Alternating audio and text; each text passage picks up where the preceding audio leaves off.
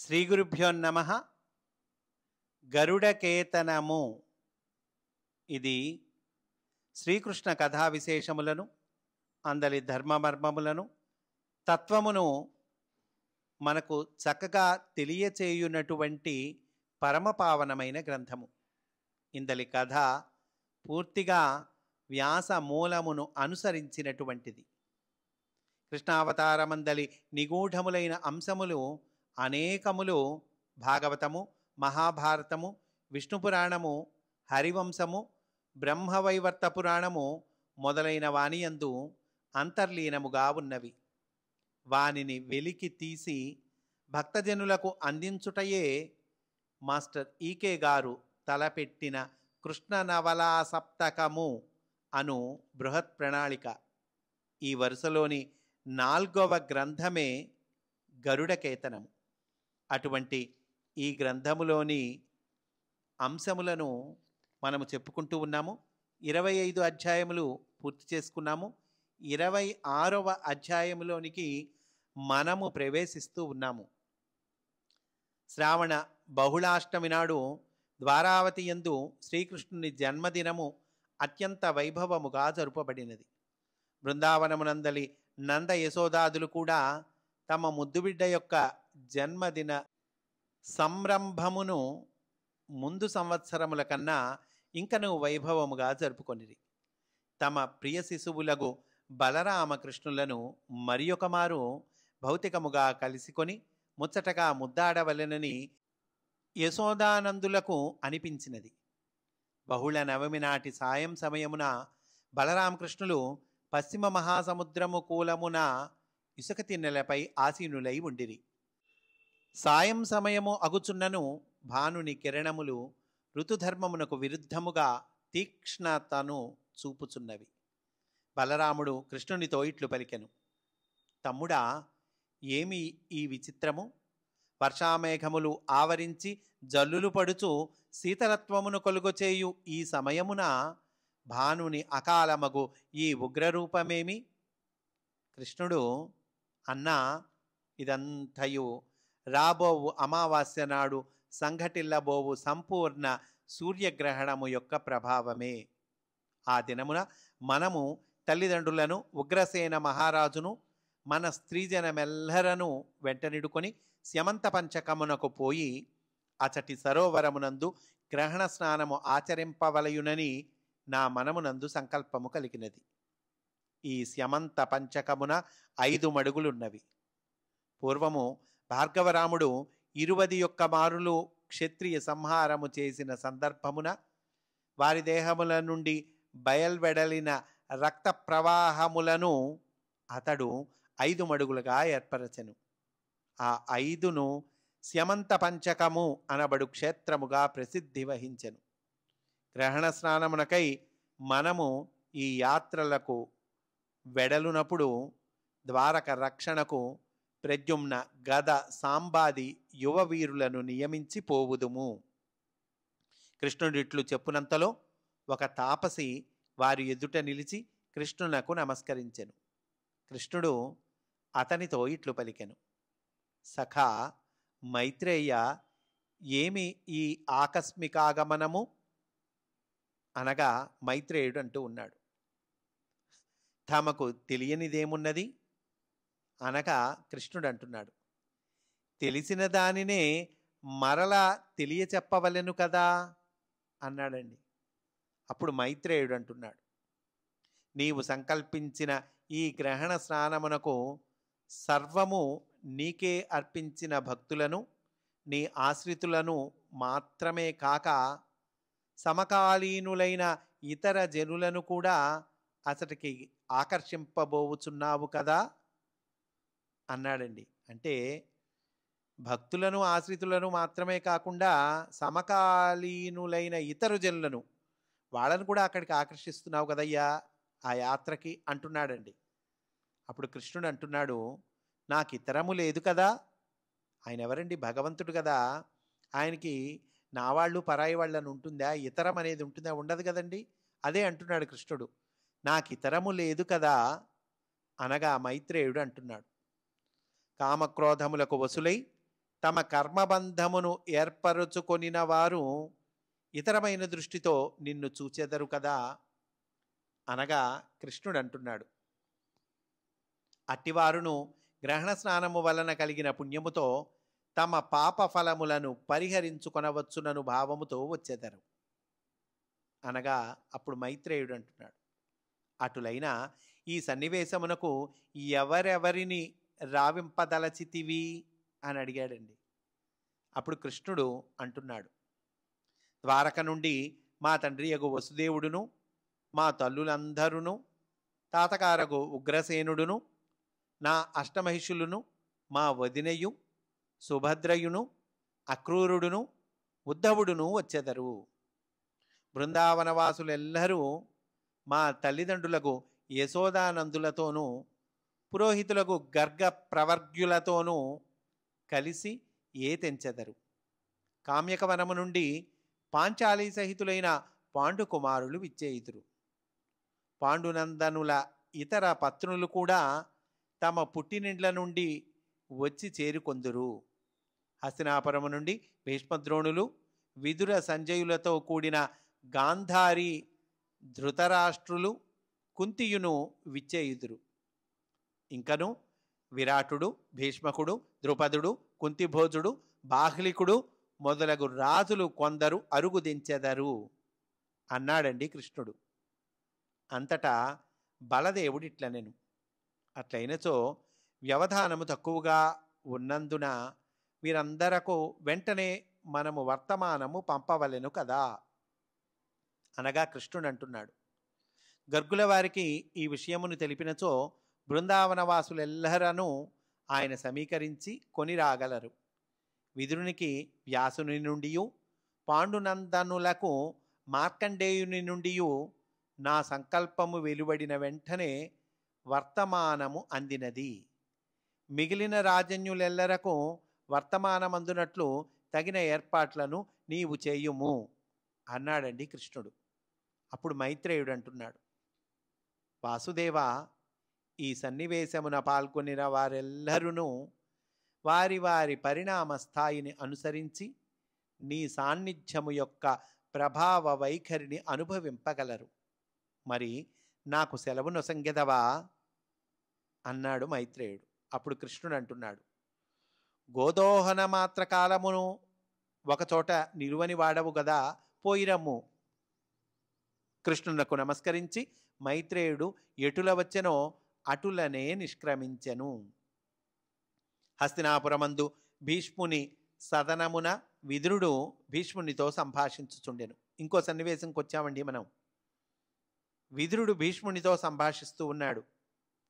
గవాక్షము నుండి కానుపించుచున్న చంద్రహీనమైన నీలాకాశమున తారకలు మిణుకు మిణుకు మనుచుండెను. విదురుడు భీష్మునితో ఇట్లు పలికెను, తండ్రి, రానున్న అమావాస్య నాడు ఏర్పడనున్న సూర్యగ్రహణ కాలమందు స్యమంత పంచకమందు సామూహికముగా స్నాన ధ్యానాధ్యనుష్ఠానములు ఆచరించుకొనుటకు బయలుదేరి రావలసినదిగా కృష్ణుడు ఆహ్వానించినట్లు వ్యాసమునీంద్రులు నాకు తెలిపిరి. అందువలన రేపటి ఉదయముననే గాంధారీ సమేతుడైన ధృతరాష్ట్రుని, కుంతిని వెంటనిడుకొని మనమిరువురమును, సంజయుడును, ద్రోణుడును అతటికి బయలుదేరవలయును. గాంధారీ ధృతరాష్ట్రులకు ఈ వార్తను తమరు తెలిపినచో మిగిలిన వారలకు నేను తెలిపెదను అన్నాడండి. అప్పుడు భీష్ముడు అంటున్నాడు, నాయన, ధృతరాష్ట్రునకు నీవు చెప్పుటయే ఉత్తమము, లేనిచో అతడు ఇచ్చగించకపోవచ్చును. అంతటా విదురుడు భీష్ముని వద్ద సెలవు గైకొని ధృతరాష్ట్రుని మందిరమునకేగి అతనికి ఈ సమాచారమును తెలిపెను.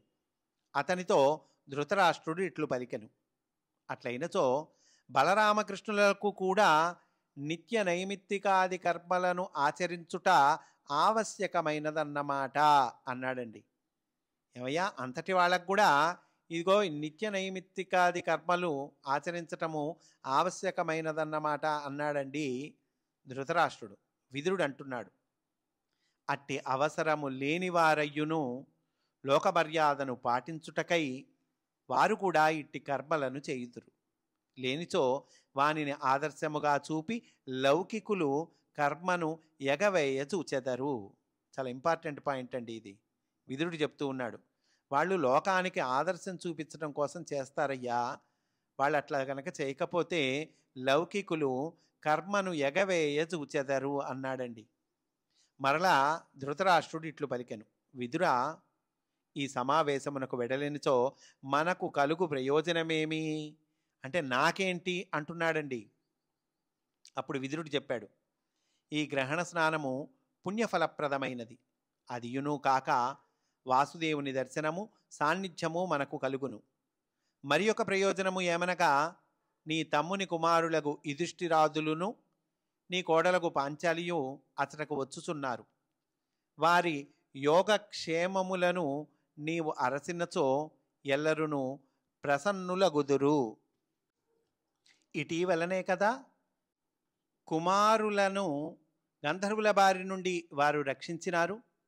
అదియునుగాక నీ అల్లుడగు జయద్రథుని కూడా అతడొనరించిన అత్యాచారమును సహించి క్షమించి బంధ విముక్తుని గావించి పంపిరి. అందులకు నీవు కృతజ్ఞతను కూడా వారికి వెల్లడింపవచ్చును అన్నాడండి విదురుడు. అంతటా ధృతరాష్ట్రుడు తన మనమున ఇట్లు ఊహించెను. అంటే తనలో తాను ఇట్లా అనుకుంటూ ఉన్నాడు, తన మనస్సులో అనుకుంటున్నాడండి. ఈ విధముగా వెడలుట వలన ఈ విదురుడు చెప్పినవి కాక మరి 2 ముఖ్యమైన ప్రయోజనములు నెరవేరగలవు. అందు మొదటిది, గ్రహణ స్నానము వలన కలిగిన పుణ్యముతో పాండుకుమారుల యందు మన వలన కలిగిన అపచారముల యొక్క పాప ఫలితములు తొలగింపబడవచ్చును. రెండవది, పాండుకుమారుల వనవాస కాలము పూర్తియగుచున్నది కనుక వారి మానసిక శారీరక పరిస్థితులను గమనించవచ్చును. మరియును వారితో సంభాషించు సమయమునందు రాబోవు అజ్ఞాతవాసమును గురించి వారు రచించు ప్రణాళికను కూడా తెలుసుకొను అవకాశము కలుగవచ్చును. ఇట్లు యోచించిన ధృతరాష్ట్రుడు విదురునితో ఇట్లనెను, అటులనే నీ సంకల్పము ప్రకారమే పోయి వచ్చేదము. ధృతరాష్ట్రుని మనోగతమును పసిగట్టిన విదురుడు ఇట్లనెను, సంకల్పము వాసుదేవునిది. దానిని అనుసరించి ప్రవర్తించినచో ఎల్లరకు క్షేమంకరము. కృష్ణ బలరాములతో కలిసి గ్రహణ స్నానమునకై బయలుదేరు వారందరూ వస్త్రాభరణములతోనూ నానా విధమైన పుష్పములతో అల్లిన దండలతోనూ అలంకృతులై సిద్ధమైరి. కొందరు రథములలోనూ మరికొందరు అశ్వములపైనను అధిష్ఠించి ఉండిరి. 4 దినములు ప్రయాణించి శమంతక క్షేత్రమును చేరుకొని అచట దట్టముగానున్న కొమ్మలు కలిగి నిండుగా పుష్పించిన పొన్న చెట్లు గల వనమునందు విడిచి చేసిరి. మిగిలిన ప్రాంతముల నుండి వచ్చిన వారికి కూడా ఆ పరిసర వనములలో తగిన ఏర్పాట్లు చేయబడినవి. కృష్ణ బలరాములతో కూడిన యాదవులను మిగిలిన బృందములను చాలామంది అమావాస్య గడియలు ప్రవేశించగానే గ్రహణము యొక్క పట్టు స్నానమును ఆచరించి ఉపవాస వ్రతమున మంత్ర జపాద్యనుష్ఠానములను గావించిరి. గ్రహణకాలము పూర్తి అయిన వెనుక వారందరూ మలి స్నానమును కూడా పూర్తి గావించుకొనిరి. అటుపైన విశాలమగు ప్రదేశమున గల వృక్షఛాయలందు చిగురుటాకులతో సిద్ధపరచబడిన ఆసనములపై కూర్చుండి తమ తమ మనోభీష్టములను అనుసరించి సుఖగోష్ఠులలో పాల్గొనిరి. పాండుకుమారులను ద్రౌపదియు ధృతరాష్ట్రుడు మొదలగు వారున్న ప్రదేశమునకు వెడలి వారిని కలిసిరి. పాండవులు తల్లియగు కుంతికి, గాంధారి ధృతరాష్ట్రులకు, భీష్మ ద్రోణ విదురులకు ప్రణమిల్లి సంజయుని కుశల ప్రశ్నలతో పలుకరించిరి. పిమ్మట పాంచాలి తన సవతులతో ప్రేమపూర్వకముగా మాట్లాడినది. విదురుడు ప్రేమపూర్వకముగా ధర్మరాజుతో ఇట్లు పలికెను, అనగా మీరు సచ్చీలురై పర్వతముల వంటి కష్టములను కూడా సహించిరి. రుద్రాది దేవతలను మెప్పించి దివ్య శక్తులను వారి నుండి పొంది కూడా నియమము తప్పక వనవాస దీక్షను కొనసాగించుచున్నారు. అపకారములు గావించిన దుర్యోధనాదులను జయద్రథుని కనికరముతో రక్షించి విడిచిపెట్టిరి. ఇట్టి ధర్మశీలురు గనుకనే వాసుదేవుడు ఎల్లవేళలా మిమ్ము వెన్నంటి కాపాడుచున్నాడు. రాబోవు అజ్ఞాతవాసము కూడా నిర్విఘ్నముగా పూర్తి చేసుకొని మీ రాజ్యమును మీరు పొందగలరు అన్నాడండి. అంతా ధృతరాష్ట్రుడు యుధిష్ఠిరునితో ఇట్లనెను: కుమారా, మీరు 5గురును పాంచాలియు క్షేమమే కదా? మీ వనవాస కాలము పరిసమాప్తము కానున్నది. అజ్ఞాతవాసమునకు వలసిన ప్రణాళికను సిద్ధము చేసి కొన్ని సమయము ఆసన్నమైనది అనగా యుధిష్ఠిరుడు అంటూ ఉన్నాడు: మహారాజా, మీ దయ వలననే కదా మేమింత క్షేమముగా ఉన్నవారము. వాసుదేవుని ప్రణాళికయే తప్ప సొంతముగా మా ప్రణాళిక అనునది లేదు. అంతయు వాని సంకల్పము ప్రకారమే జరుగుచున్నదని నా విశ్వాసము. భీష్మద్రోణులు, గాంధారి, ధృతరాష్ట్రులను సంజయునితో కలిసి శ్రీకృష్ణ బలరాములను కలుసుకొని వారి వద్ద సెలవు గైకొని హస్తినాపురమునకు బయలుదేరిరి. అంతటా అతడకు విచ్చేసిన అనేక రాజ్యముల అధిపతులకు రాజన్యులు, ఉగ్రసేనాది యాదవ ప్రముఖులను సన్మానించి తృప్తిపరచిరి. మధ్యదేశాధిపతి మరియు కొందరు రాజన్యులు వారి భార్యలను శ్రీకృష్ణుని దర్శించి పారవస్యమునందిరి. శ్రీకృష్ణ బలరాములు వారందరూ సముచితముగా సన్మానించి సంతోషపెట్టిరి. వారందరూ ఉగ్రసేనాది ప్రముఖులతో కృష్ణుని కీర్తించుచు ఇట్లు పలికిరి. కృష్ణుణ్ణి కీర్తిస్తూ ఉన్నారండి వాళ్ళందరూ. ఏమంటున్నారు? ఈ శ్రీకృష్ణుడు అసామాన్య పురుషుడు. ఈతని పాదతీర్థము పవిత్రము. ఆ పవిత్ర జలములను గూర్చి వర్ణించుట వలన మన మనస్సులను పునీతములై శుభప్రదములగుచున్నవి. ఇతని పాదపద్మములు సోకిన ప్రదేశమంతయు ముక్తికి ఆలవాలమగుచున్నది.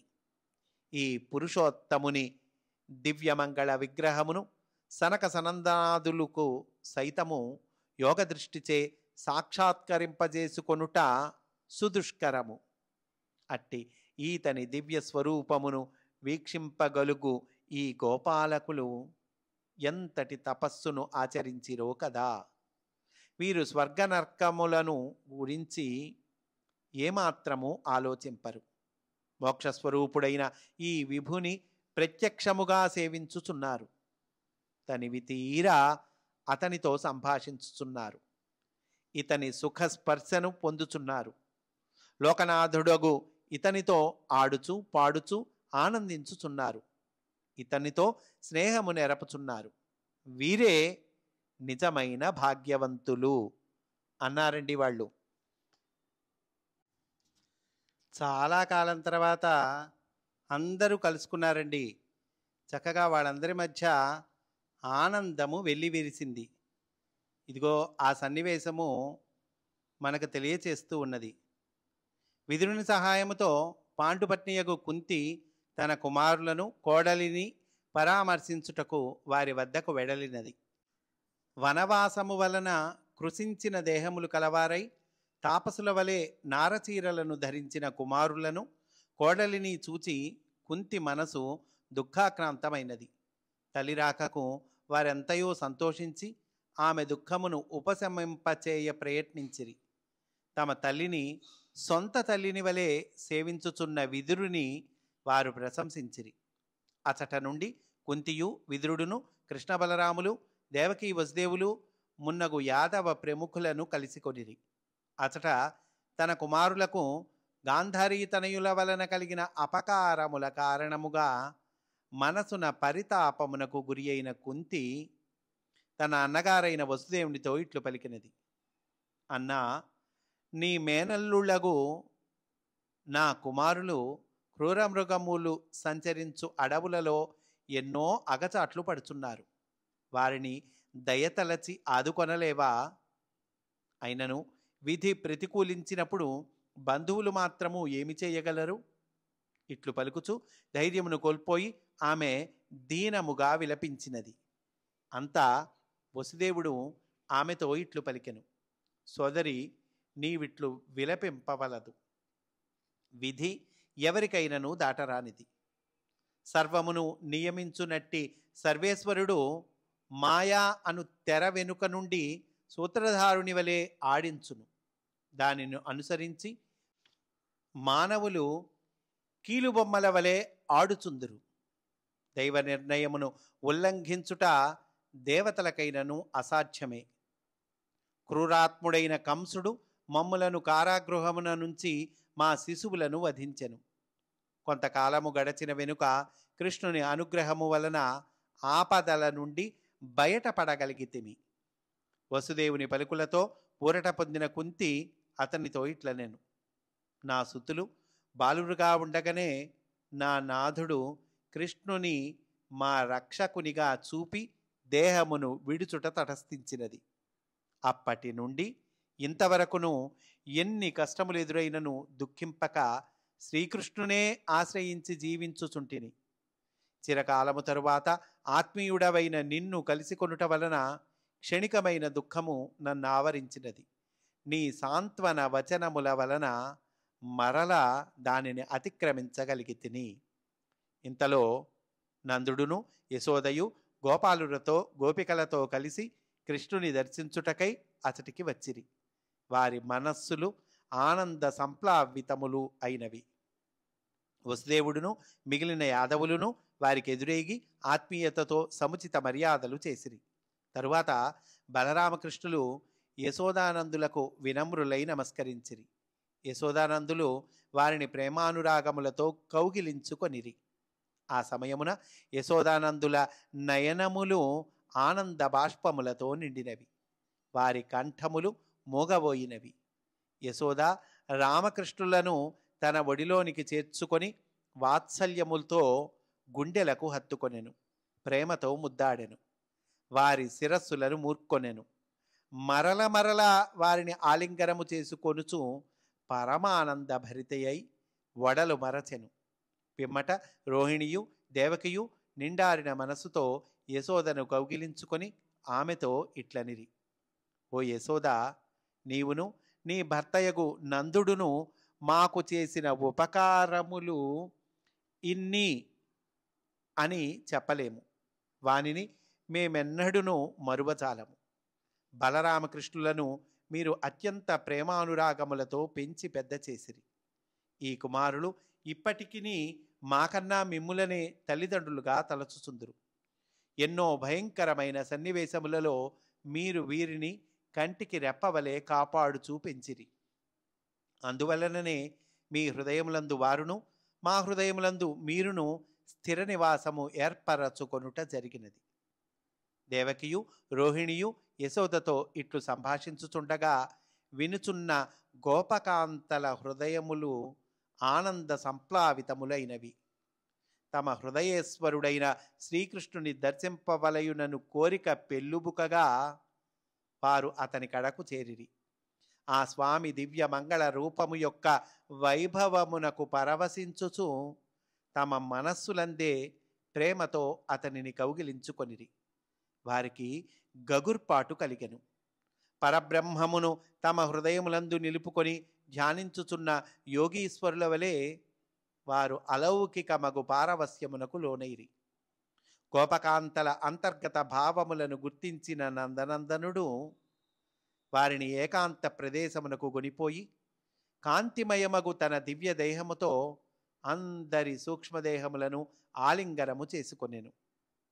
బృందావన వాసకాలమున రాసక్రీడయందు పాల్గొనిన భక్తి తత్పరులైన ఆ గోపకాంతలతో మందస్మిత వదనారవిందుడైన స్వామి ఇట్లనెను: రమణులారా, బలవంతులైన అనేక మంది శత్రువులను జయించవలసి వచ్చినందున ఇంతకాలము మేము కలిసి కొనలేకపోయితిని. భగవంతుని నిర్ణయమును అనుసరించి సకల చరాచర ప్రాణులు కలిసి కొనుట విడిపోవుట జరుగుచుండును. నాయందే బుద్ధిని స్థిరముగా నిలిపి నిరంతరము ధ్యానమునరించిన వారు మీరు. నాపై గల అనన్య భక్తి ప్రాణులకు కైవల్యానందమును ప్రసాదించును. అట్లు కాక ఎన్ని జపములు చేసినను, ఎంత తపస్సు చేసినను, ఎన్ని వ్రతములు ఆచరించినను, దాన ధర్మాది సత్కారములు ఎన్ని చేసినను అవి ముక్తినీయజాలవు.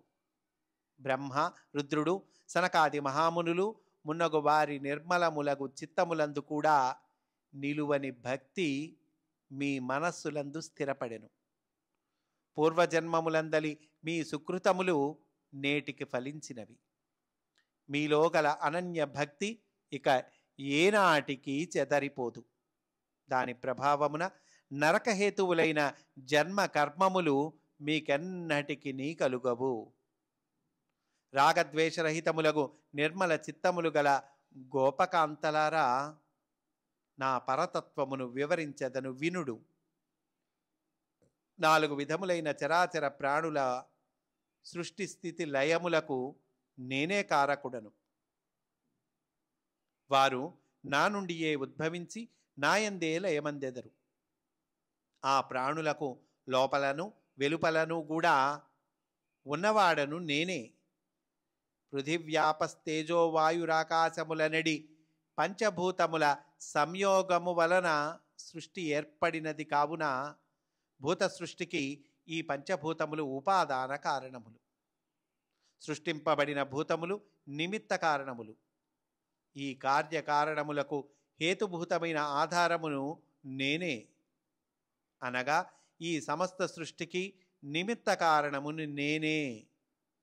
అట్టి నాకన్నా పరమమైనదేదియును లేదు. శ్రీకృష్ణుని ఈ పలుకులు వినుచుండిన గోపికలకు అంతర్లోకములందు కొలతలకు అతీతమైన ప్రకాశము మెరపు వలె మెరసి వారు నారాయణానుభూతి నందిరి. అంతటా దేహాభిమానమును త్యజించిన వారై వారతనిని ఇట్లు ప్రార్థించిరి. గోపికలు ప్రార్థిస్తూ ఉన్నారండి. ఓ పద్మనాభ, ఈ సృష్టి యందలి సకల ప్రాణులకు అంతరాత్మవు నీవు. నీ చరితము మా పొగడ్తలకు అందనిది. నిన్ను భజించు వారికి నీవు కల్పవృక్షము. నీ పాదపద్మములే ఘోరమైన సంసార సాగరమును సమర్థవంతముగా తరింపచేయును. అట్టి పాదపద్మములను మహాయోగులు తమ హృదయములందు నిరంతరము ధ్యానించుచుందురు. మహామహిమాన్వితమైన నీ పాదార విందములను మా మనమునందు స్థిరముగా నిలువనిమ్ము. మునీశ్వరులచే ఎల్లప్పుడూ స్తుతింపబడువాడు కరుణా సముద్రుడు భక్తవత్సలుడైన శ్రీకృష్ణుడు వారు ప్రార్థించినట్లుగానే వారిని అనుగ్రహించెను. పూర్వము బృందావనమున వారలకు అతడు రాసలీలానుభూతిని ప్రసాదించినప్పుడు వారి చిత్తములందు విక్షేపము కలుగుట వలన కొంత తడవు అతని అనుభూతి నుండి వారు వేరుబడి మరలా సాధన చేసిన పిమ్మట దానిని పొందగలిగిరి. ఇప్పుడు అతడు ప్రసాదించిన వరము వలన వారికి అట్టి విక్షేపము కలుగు అవకాశము లేదు. అందువలన వారి ప్రజ్ఞలు అతని యందు స్థిరపడినవి. అటుపైన నందనందనుడు ధర్మనందనుడు విడిది చేసియున్న చోటుకు వెడలి సోదరులతోనూ పాంచాలితోనూ ఉన్న అతనిని దర్శించి అతని పాదములకు నమస్కరించి ప్రేమతో అతనికి సపర్యలొనర్చెను. అటుపైన వారలను సాదరముగా తానుండిన స్థానమునకు కొనివచ్చి యశోదానందులను గోపకాంతలను వారికి పరిచయము గావించెను. పిదప పాండురాజమహిషి అయిన కుంతిని, అతని సోదరుడు విదురుని, పాండుకుమారులను, వారి పత్నియగు పాంచాలిని కూడా బృందావనవాసులకు పరిచయము గావించెను. కృష్ణునకు సర్వదా ప్రపన్నుడైన పాండవ జ్యేష్ఠుని వదనమునందు తొణికిసలాడుచున్న దివ్య వర్చస్సును ఆ గోపకాంతలు మనంబులనే మెచ్చుకొనిరి. బాల్యము నుండి కృష్ణభక్తి యందు అగ్రగాములుగా కీర్తింపబడుచున్న బృందావనవాసుల దర్శనము కలిగినందులకు మంత్రముగ్ధుని వలె పరవశుడై కొంత తడవు అతని వాక్కు నిరుద్ధమయ్యను. పిదప వారితో అతడిట్లు పలికెను. మహాభాగులారా, నేటి మీ దర్శనము వలన మా తపస్సు ఫలవంతమైనది. మీకు గల భక్తి మాకును కలుగునట్లుగా మమ్మాశీర్వదింపుడు. ఇది ధర్మరాజు గోపికలతో అంటూ ఉన్నాడండి. ఇట్లు పలికి తమ్ములతోనూ పత్నితో కూడి అచటి వారందరకు ధర్మజుడు ప్రణామములు సమర్పించెను. పిమ్మట అతడు ప్రేమపూర్ణ హృదయుడై శ్రీకృష్ణునితో ఇట్లు పలికెను. పద్మనాభ, నీవు భక్తమందారుడవు. నీ పాదకమలములను ఆశ్రయించు జనులు ఈ లోకమున సుఖశాంతులతో వర్ధిల్లుచుందురు. ఓ కమలాక్ష, నీవు కృపానిధివి, నిర్వికారుడవు, జాగ్రత్ స్వప్న సుషుప్తులనడి అవస్థలకు అతీతుడవు. ఈ విశ్వమునకు లోన వెలుపల కూడా నీవే ఉందువు. నీవు విశ్వస్వరూపుడవు కాన ఈ విశ్వమంతయు నీలో వెలుగుచుండును. భువనములన్నీయు నీ ప్రభావముచే ఆవిర్భవించి వర్ధిల్లి మరలా నీలో లయమందును. నీవు అఖండ జ్ఞానస్వరూపుడవు. నీ యోగమాయ అప్రతిహతమైనది. పుణ్యాత్ములు నిత్యముక్తులు అయిన వారికి మాత్రమే నీ నిజస్వరూపము గోచరించును. లోకేశ్వరుడవైన నీకు నేను భక్తితో మ్రొక్కుచున్నాను. ధర్మజుడు ఇట్లు స్తుతించుచుండగా అచటనున్న వారందరూ ఆ స్తుతిని ఆలకించుచు ఆనంద జలధిలో ఓలలాడిరి. అచట నెలకొనియున్న అనంతమైన ఆనంద సుధాంబుధిలో మునుకలు వేయుచున్న స్థితిలోనే పాండుకుమారుల మాతయగు కుంతియు, వారి పత్నులైన పాంచాలి, సుభద్ర మొదలగు వారును, బలరాముని పత్నియగు రేవతియును, శ్రీకృష్ణుని అష్టమహిషులను, బృందావనము నుండి విచ్చేసిన గోపకాంతలతో సరస సల్లాపములతో కొంతకాలము గడిపిరి. ఆ సమయముననే పాంచాలి అడుగగా కృష్ణుని అష్టమహిషులలో చివరి ఆమెయగు లక్ష్మణ కృష్ణునితో తన వివాహమైన విధమును ఆమెకు వివరించి చెప్పెను. ఇంతలో కృష్ణుని వెనుక కాంతిపుంజము వలె భాసించి అతిలోక సౌందర్యముతో ప్రకాశించుచు మందహాసమును విరజిమ్ముచున్న ఒక స్త్రీమూర్తి అచటి వారెల్లరకు దర్శనమిచ్చినది. ఆమెను రాధగా అందరూ గుర్తించిరి. అందరూ వారి హృదయములందే ఆమెకు మ్రొక్కిరి. అచటి రాధాకృష్ణుల యుగళ రూపము తమ హృదయములందు ప్రతిష్ఠింపబడగా ఎల్లరును బలరామకృష్ణుల వద్ద సెలవు గైకొని తమ తమ నెలవులకు నిష్క్రమించిరి. కృష్ణ బలరాములను తమ భార్యలతో కూడిన వసుదేవుడును, ఉగ్రసేనాది యాదవ ప్రముఖులను, యశోదానందులతో కూడిన బృందావనవాసులెల్లరూ స్యమంత పంచకముననే మరికొద్ది దినములు ఉండ నిశ్చయించిరి అనంటూ ఈ అధ్యాయాన్ని పూర్తి చేశారండి. మనం కూడా ఈరోజు ఇక్కడితో పూర్తి చేసుకుందాము. రేపటి రోజున మనము 27వ అధ్యాయములోనికి ప్రవేశిస్తాము అని సవినయముగా మనవి చేసుకుంటూ స్వస్తి. వాసుదేవా.